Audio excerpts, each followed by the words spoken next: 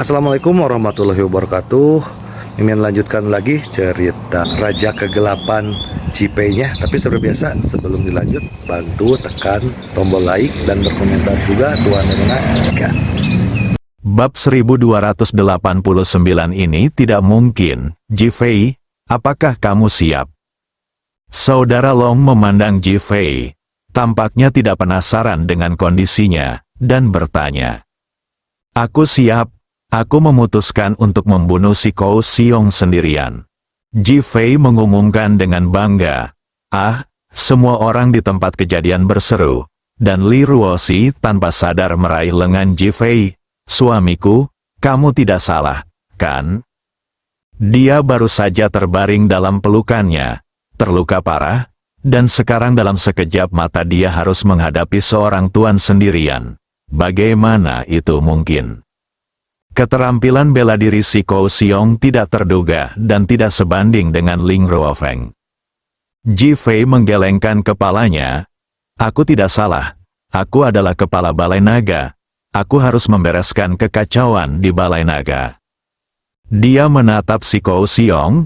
Mungkin kau adalah pahlawan Long Tang di masa lalu, tapi kau lebih dibenci daripada pengkhianat Long Chentian.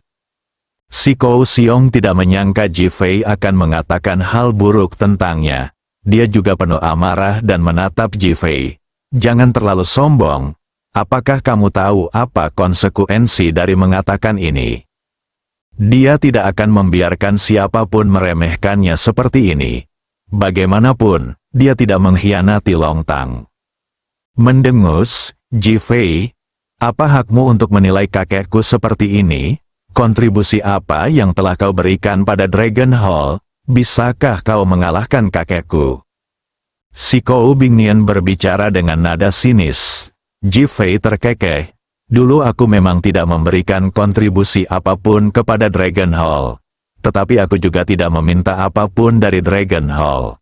Namun sekarang, aku ingin membersihkan rumah untuk Dragon Hall dan menjadikannya Dragon Hall yang sesungguhnya. Aku adalah pemimpin Dragon Hall, si Kou Bingnian berteriak dengan marah. Kau tak lebih dari seorang master Balai Naga yang hanya menuruti hawa nafsu. Panggilan, begitu Ji Fei selesai berbicara.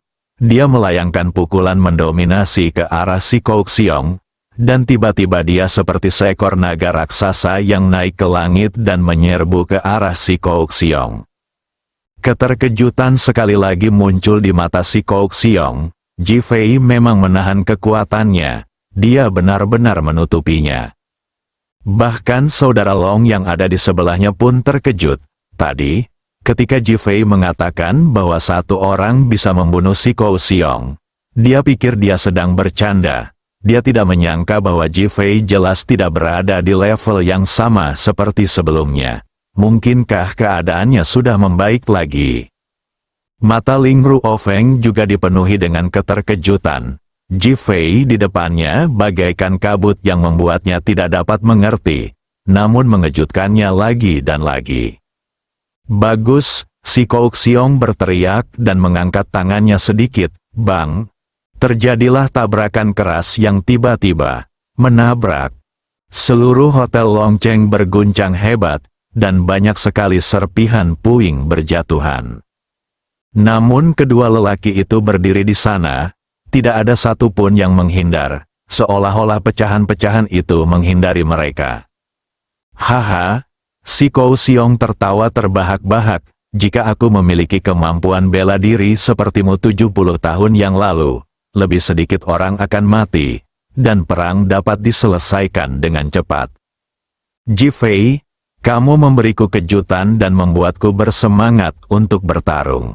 Ayo, kita lanjutkan.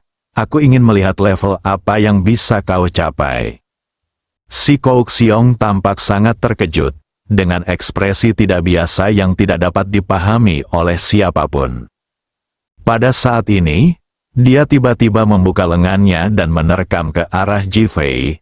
Tiba-tiba seluruh udara tampak membeku. Dan banyak orang di lokasi kejadian tidak dapat menahan angin dan berhamburan keluar. Si Kou Xiong bagaikan sebuah peluru kendali. datang ke arah Ji Fei dengan kekuatan yang besar. "Pergi!" Ji Fei berteriak keras. Dan tiba-tiba kedua telapak tangannya menyatu dan terpisah. Tiba-tiba sebuah kekuatan dahsyat menyerbu ke arah si Kou Xiong bagai derasnya air laut. Wah, ada suara lain di udara yang kedengarannya seperti ledakan. Banyak orang mendengar suara menderu di telinga mereka, seolah-olah ada bom meledak di telinga mereka. "Haha, baiklah, Ji Fei, kau tidak mengecewakanku, datanglah lagi." Si Kou Xiong berteriak lagi dan menyerang Ji Fei lagi. Tampaknya kedua pria itu bertekad untuk bertarung sampai mati. Keduanya mulai bertarung dengan sengit. Li Ruoxi dan yang lainnya menunjukkan keterkejutan dan bahkan antisipasi di mata mereka. Ji Fei tampaknya semakin kuat, dan benar-benar ada harapan. Namun, ada sedikit kesuraman di mata saudara Long, dan dia menunjukkan kekhawatirannya terhadap Ji Fei. Ketika menatap Tamamono Mae, wanita misterius dengan kemampuan bela diri hebat ini, dia mendapati ada kekhawatiran di matanya.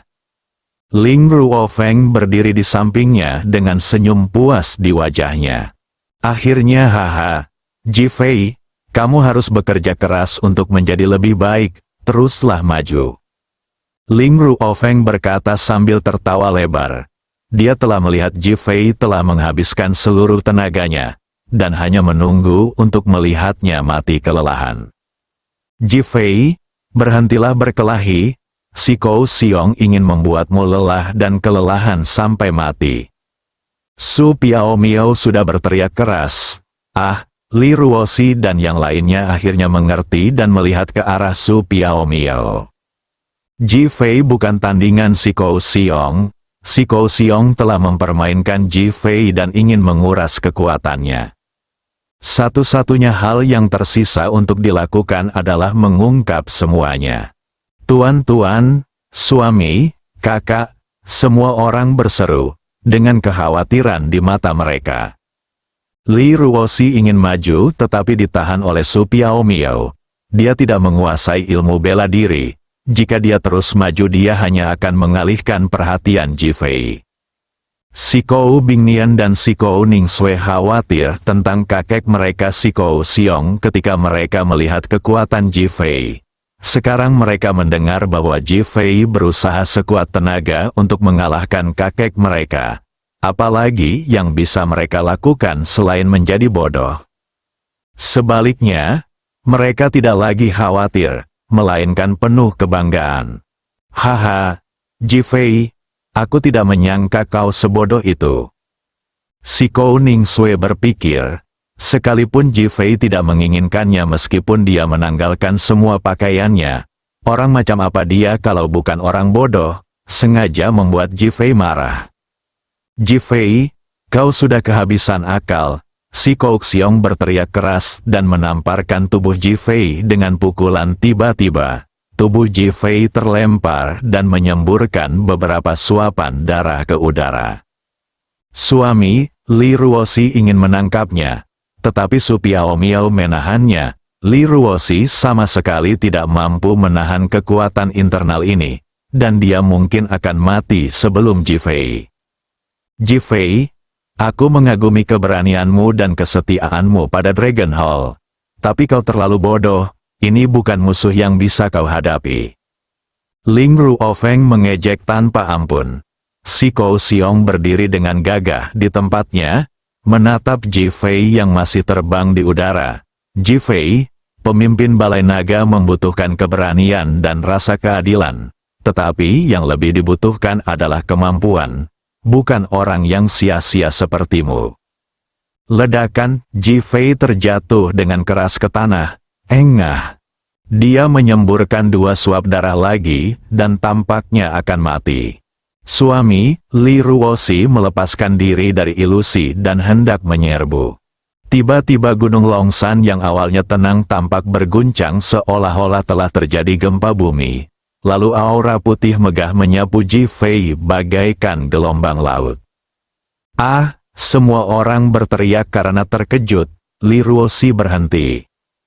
Mustahil, si Kou Xiong berkata dengan heran.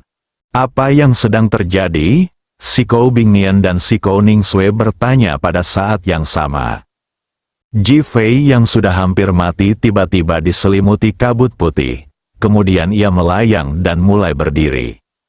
Akhirnya dia seperti dewa yang berdiri di awan. Ini si Kou Xiong membelalakan matanya, dia benar-benar terkejut. Tidak mungkin, ini tidak mungkin, bab 1290 aku tidak melupakan kepercayaanmu. Hilangnya ketenangan si Kou Xiong membuat banyak orang di tempat kejadian bingung dan bahkan lebih terkejut lagi. Namun, si Kou Xiong, ini yang telah kamu nantikan selama puluhan tahun, kan? Suara Ji Fei terdengar dari balik kabut putih, merdu, panjang, seolah-olah para dewa telah berbicara.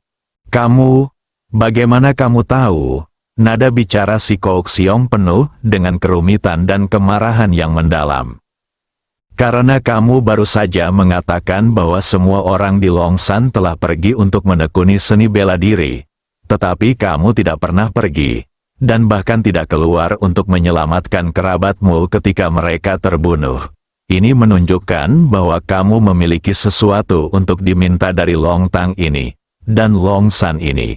Ini adalah kekuatan Longshan, dan tentu saja itulah yang kamu inginkan.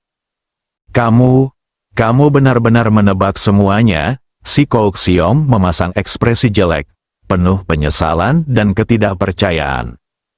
Karena kamu tidak peduli dengan posisi Master Balai Naga, itu berarti kamu tidak peduli dengan ketenaran, mengenai uang, kamu sama sekali tidak peduli. Kalau begitu, yang kamu pedulikan mungkin adalah Gunung Naga ini. Suara Ji Fei bergema di telinga semua orang, berdengung. Telinga si Kou Xiong berdengung, dan dia tampaknya telah menemukan sesuatu. Ji Fei, kamu baru saja dengan sengaja menghabiskan kekuatanmu sendiri untuk mengeluarkan kekuatan spiritual dan energi naga Longshan, kan? Meskipun si Kou Xiong tidak mau mengakuinya, dia tetap bertanya. Karena Ji Fei sekarang jelas lebih kuat, dan dia masih menyerap kekuatan ini. Ji Fei berkata dengan suara berat, "Ya, itu saja. Kau benar-benar berbohong padaku." Si Kou Xiong sangat marah.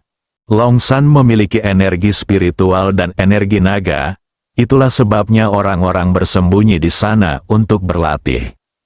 Selama ini, si Kou Xiong ingin menyerap energi spiritual dan energi naga ini, lalu langsung menerobos dan menjadi abadi. Tetapi saya tidak menemukan metode yang cocok, jadi saya terus mencari. Dia mengetahui hal ini secara kebetulan setelah berdirinya Dragon Hall. Pada saat itu, orang-orang itu hanya merasakan aura murni di dalam, jadi mereka pergi berlatih, dan mereka tidak mengetahui hal-hal ini. Kemudian, untuk menyembunyikan jejaknya, dia sengaja mengundurkan diri dari jabatannya sebagai kepala aula untuk mendapatkan kekuatan ini secara diam-diam. Saya tidak pernah menyangka bahwa setelah puluhan tahun bekerja keras, saya masih belum dapat menemukannya, namun Ji Fei benar-benar menemukannya. Hal ini membuatnya sangat marah dan semakin iri. Ji Fei, bagaimana kamu tahu? Si Kou Xiong bertanya dengan enggan. Apakah kau lupa bagaimana keadaanku saat aku kembali ke Dragon Hall kali ini? Ji Fei bertanya balik. Si Kou Xiong tiba-tiba teringat, bukankah Ji Fei melakukan hal yang sama seperti tadi? Dia hanyalah orang tak berguna yang bahkan tidak mampu menggerakkan satu jari pun. Dia telah menghabiskan seluruh tenaganya saat ini. Bukankah begitu keadaannya saat ini? Memikirkan tentang kesembuhannya, lalu memikirkan tentang masa kini. Kau bertarung denganku sampai mati hanya untuk menguras energi spiritual dan energi naga ini, kan? Kurasa begitu. Namun, alasan yang lebih penting adalah bahwa energi spiritual dan energi naga ini telah mengakui aku sebagai tuannya. Setiap kali aku terluka sekarang, Itu sebenarnya adalah terobosan dalam pelatihan tubuhku sendiri. Ini juga alasan mengapa aku terluka dengan sengaja. Kamu sangat licik, si Kouxiong tiba-tiba merasa seperti ditipu oleh Jifei. Sama-sama, bukankah kamu, si Kouxiong, juga sangat licik? Haha, Jifei tertawa, mata si Kouxiong menyipit, kekuatan ini bukan di bawah kendalimu, melainkan milikku. Sambil berteriak keras, dia tiba-tiba melompat dan menyerang Jifei.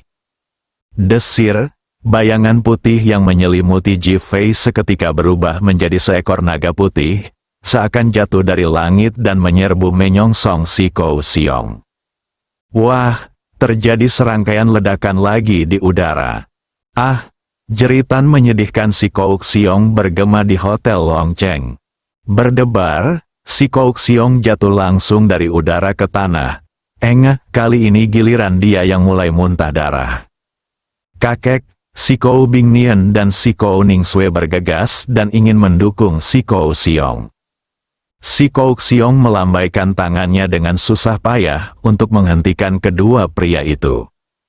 Dia tampaknya ingin membuktikan bahwa dia masih bisa bertahan dan bangkit.